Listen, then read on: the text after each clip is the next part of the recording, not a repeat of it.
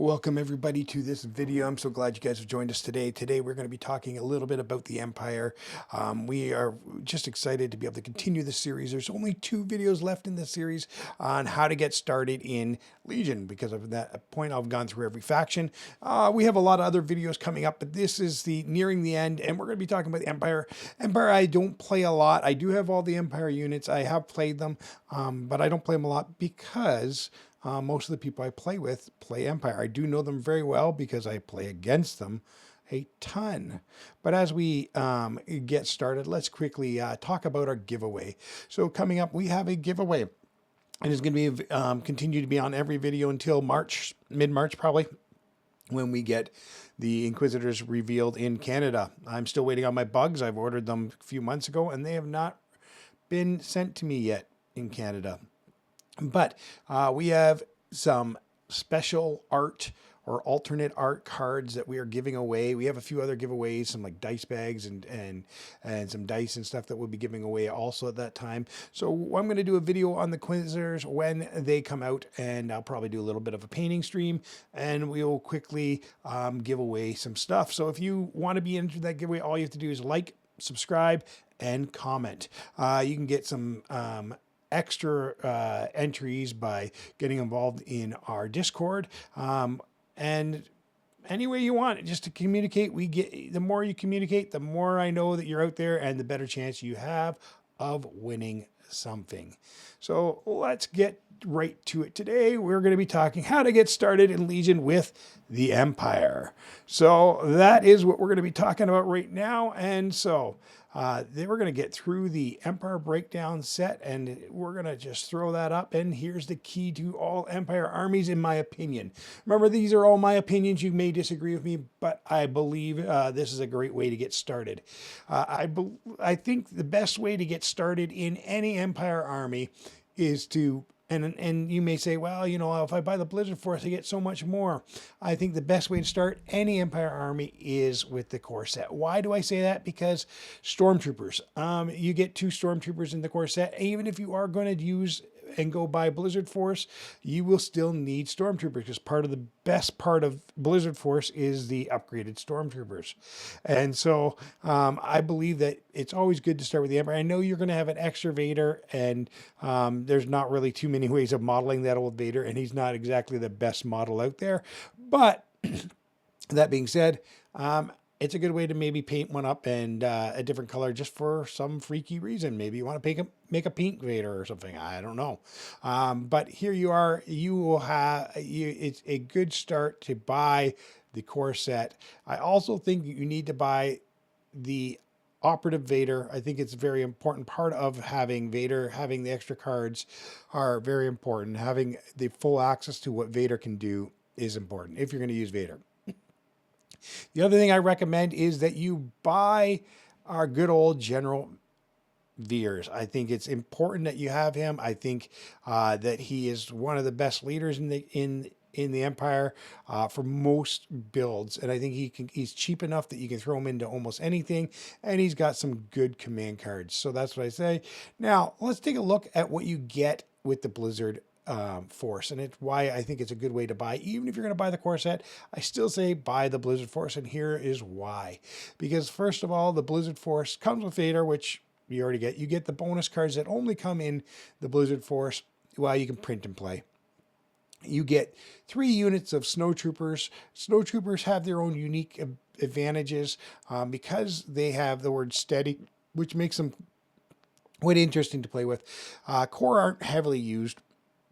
You have to use core, but they're not like a massive thing. But it comes with 2 sets of bikes, and it comes with a very impressive ATST. And I don't use the ATST a lot, but it looks so nice, and it's a great model to have in your collection, and it's well worth it for the cost to buy this. Now, if you bought the core set, you now have 3 sets of bikes. You have 2 Stormtroopers, 3 Snowtroopers, Vader, and if you bought Veers, you also have Veers and the ATST, which is great.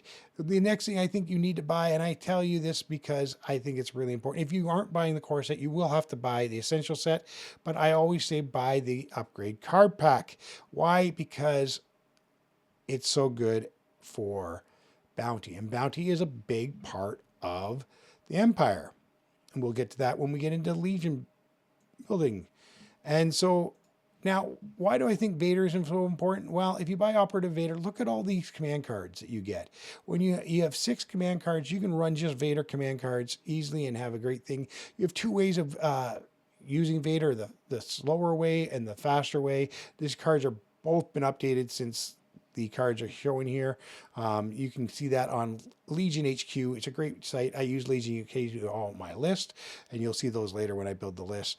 Now Choke, I put it here because I think Choke was a great upgrade for any Dark Force user, but the problem right now is they've nerfed Choke so bad that nobody takes it anymore. And I think partial nerf was probably deserved because it was pretty bad when you can just snipe off a 30-point unit with a choke. But I think the nerf of that and then adding 10 points was a little too much. So I think it just maybe take the points down if you're going to nerf it that way. But Vader, he's got so many good cards and they all serve many different purposes. I don't think there's about the 3-pip over here, the new 3-pip I always take. Both 1-pips I always take. The other ones you can take and go as you want, but there's so many good cards with Vader. Vader is such a good card. Now, if you were just getting into it, as I said, probably the best way is to buy a core set and then buy the Blizzard Force. But what else do you want to buy? So one of the things that is kind of big, especially if you're going to be doing any well, I say buy a couple Scout Trooper sets. When you buy 2 Scout sets, you actually have enough to field 4 different Scouts. You can only field 3. You can field 2 units of full and then 2 partial units. Why can I not remember what they're called? But the whole point is there's an opportunity to get good models for not a lot of price if you can buy 2 sets. Now, good luck finding them. They're almost impossible to find anywhere right now. They are remaking them in hard plastic, which would be nice when they do come out. I'm showing you 2 heavy weapons here. I think the Sonic Charge Saboteur is really unique to play with, but you won't see very much play with any of the bombers, the saboteurs, because it takes a action to arm, and active actions are very rare, and you only get 12 actions in a game. If you're arming, you're not being able to move, you're not doing the different things, and so it takes away some of the other things. I would like to see the arming action come free. Then you'd see a lot more of the saboteurs come out, and so usually you'll see the sniper config on these because that just seems the better way to use them. So buying 2 of these boxes would be good if you can get your hands on them, but there are other things that you need to think about. One of the things that I've been thinking a lot about lately is what else to buy. I think it's important that you buy the upgrade pack, especially if you're going to be running that Blizzard force of Stormtroopers, because the guns that you want to use are in this upgrade pack. Also, Agent Callan, he's sneaky good. I barely ever used him, and then I started using him a bit, and he can be pretty good, especially with being able to have those 2 extra command cards, and he works really well with double bounties. He'll probably work really well with the Inquisitors, which makes sense, seems how they kind of were paired together. I haven't played the Inquisitors yet to know, but the other thing I'm going to say is that you're going to want to get 2 to 3 of the Shore Troopers, because they come with the mortars. Again, it's a good way of getting multiple things. So if you have 2 sets of Shore Troopers, you have actually 4 core there, and it gives you a good way to get different things. Plus, the mortars are the cheapest core you can put out in your army, and they can also be used with supportive fire, which gives a great opportunity, because when you support fire, you can do that into Vader's lightsaber, like his throwing lightsaber. So there's opportunities to really make it worthwhile. Throwing 3 extra white dice with critical 1 can be handy. And so again, with every faction, specialist forces are really important, because you get your generic leader, but you also get the leader you can put into each unit, core unit, and it allows you to just have better courage. You also get your medics, and you get your, which is really important here, is you get your comms unit, because giving these guys an order, if you can get a comms unit on there and they get that order, it really allows them to give 2 units an order. And if you put the right combination, you actually get 3 orders out of 1 order, and it's kind of handy to be able to do that. And I think that it's important enough to say to get 2 or 3 of them. Your repair droid's good. Medic droids are always good, especially if you got some like big leader that you want to keep alive, or Death Troopers, because Death Troopers seem to be picked off pretty much, and they're not cheap, and it'd be better to keep them alive. So that's kind of the one thing. But the other thing I think is really important if you're going to be playing Empire are your bounty hunters. So we look at these bounty hunters, and here's what I recommend buying. I think Cad Bane's good to any faction that he can be in. Obviously, Boba Fett is only able to be played in with the Empire, but you need to buy both Boba Fett's. Now, I know the other Boba Fett doesn't play in the Empire. He only plays in Rebels, but his abilities and his cards that you get only with the new Boba Fett really benefit and upgrade the old Boba Fett. So you're going to need to buy both, and the card pack again, because you need the packs to run them. The IG series, they're both great, and they can both be played in Empire. Bossk, he's really good, especially if you're going to do some sort of range 4 gun line, or an Empire list with Bossk being supported by the Empire, and he constantly gets the fire. Those are some really good lists that you can do with that are kind of cool. But Boba Fett is kind of a steady presence in most Empire builds that are using bounty, and having a double bounty list is always good. So let's actually talk a little bit about some lists. And so we're going to go into the list now, and we're going to start with just a kind of a basic all-around list that I like to call. This is a double heavy list. And so here's this list. Again, Veers is really good because he helps with vehicles. I have 2 Gav tanks, and we're just giving out some orders to anything that's on them. And then you put 2 E-Webs on top of the 2 Gav tanks, which allows you to move the E-Webs and have some pretty good shots coming through. And then we have some Stormtroopers with a rocket launcher, and there you got the Stormtrooper Specialist, which gives them that free aim. And because they have to recover the rocket launcher, they recover the Specialist at the same time for action thing. Then I run a Shore Trooper with Gideon Haas. This is the opportunity when you run the comms thing, and when he gets an order, he can give it to any other core unit. Plus, they also always give it to the mortar. And so then also Stormtroopers with Del Meeko. And now, why do I put Del Meeko with the Stormtroopers? Because it's really good for him to be able to, with the steady, he gains steady action. They can step out, shoot, and step back behind cover. So he's got a good action ability to keep him in cover and getting a shot. And so I like to run Del Meeko with Stormtroopers because of, Snow Troopers. Wow. Every single one of them you can run them with. But also in this list, Del Meeko can repair your tanks, which is a good way of moving them slowly behind the tanks, using the heavy cover of the tanks, stepping out, shooting, ducking back in, and he can repair the tanks, which is really a good way to do that.